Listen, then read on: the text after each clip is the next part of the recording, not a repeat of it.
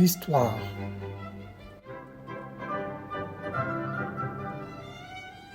Miyesh Piachtove est un petit village où est née notre congrégation. Voici notre début. Le 28 mars 1892, le père Bronislav Markievitch, qui avait été nommé curé de notre paroisse, arriva à Miyesh Piachtove. Le père Markievitch s'est occupé des conditions des enfants pauvres et orphelins.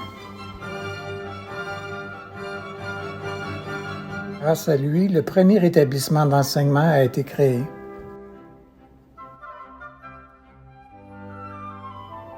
C'était à la fin du 19e siècle, à une époque où la Pologne était encore occupée.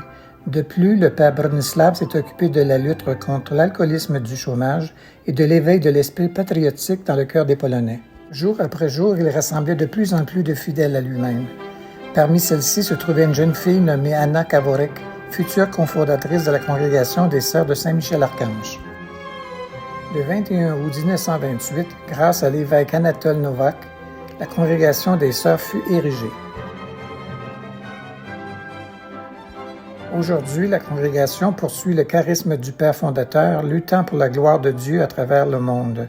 Les Sœurs ont 27 maisons en Pologne et 11 à l'étranger. Fondateur. Le bienheureux Don Bronislav Markievitch, la vénérable servante de Dieu, Mère Anna Kavorek. Bronislav Markievitch est né le 13 juillet 1842 à Prouchnik. Il était l'un des 10 enfants de la famille Markievitch, la maison familiale, et les parents du bienheureux Bronislav. Dans sa jeunesse, il a vécu une profonde crise de foi. Après sa conversion, il entre au séminaire de chez Michel. Le 30 novembre 1885, il arrive à Turin en Italie, où il rencontre la congrégation des Salésiens. 2 ans plus tard, il prononce ses vœux sous Saint Jean Bosco.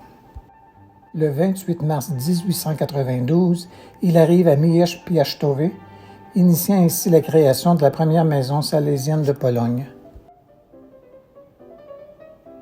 19 décembre 1897, il quitte l'ordre des Salésiens et fonde une nouvelle famille religieuse. Le père Bronislav Markievitch est mort saintement le 12 janvier 1912.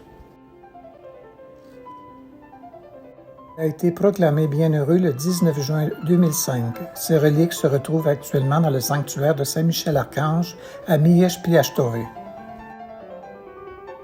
Vénérable servante de Dieu, Anna Kavorek est née le 17 juin 1872 à Biederovice en Silésie, l'église paroissiale de Biederovice.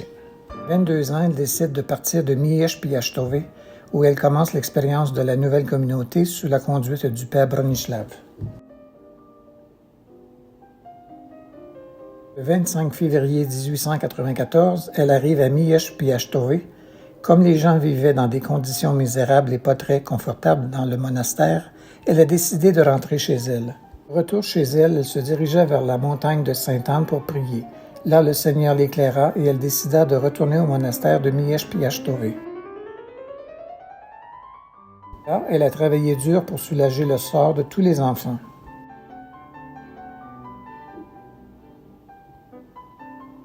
Le 5 mars 1897, elle prononce ses vœux sous le père Meyarkovitch.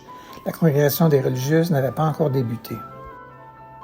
Après l'approbation de la congrégation en 1928, a été élue pour la première fois comme mère supérieure, Mère Anna Kavorek.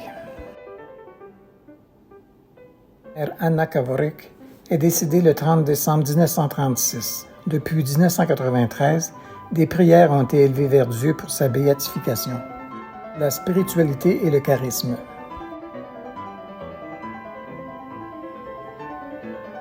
Notre spiritualité peut se résumer en 2 phrases.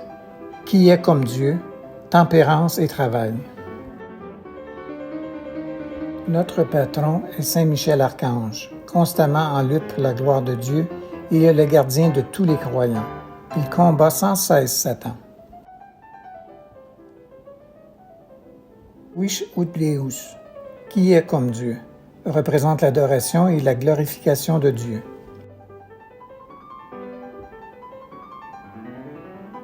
Combat pour le salut des âmes.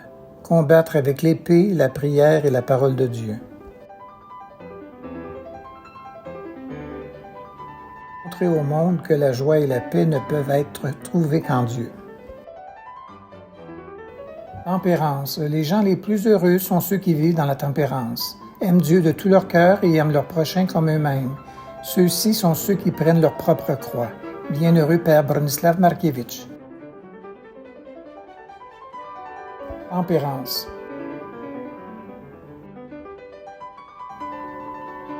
Travail. Don Markiewicz distingue 3 types de travail. 1. Travail spirituel. 2. Travail manuel.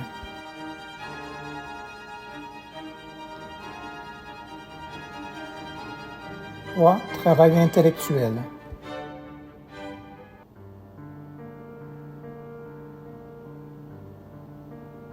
Activité apostolique. Le charisme des sœurs Miakélites prend forme.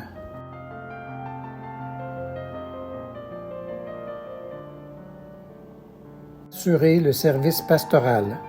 Jardin d'enfants.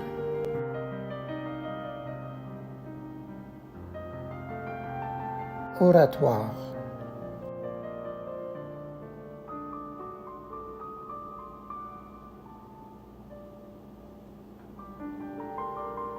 Foyer pour filles orphelines.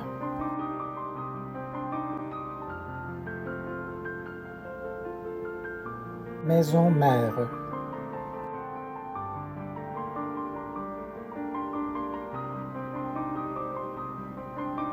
École de catéchisme pour enfants et adolescents.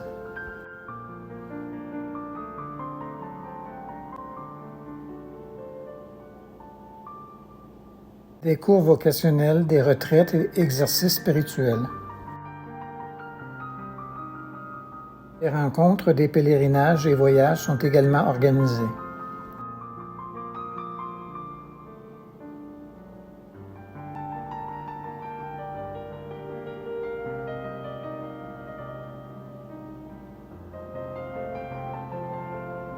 Dans la paroisse, les religieuses se dédient à diverses activités. Sacristine, organiste. Mission.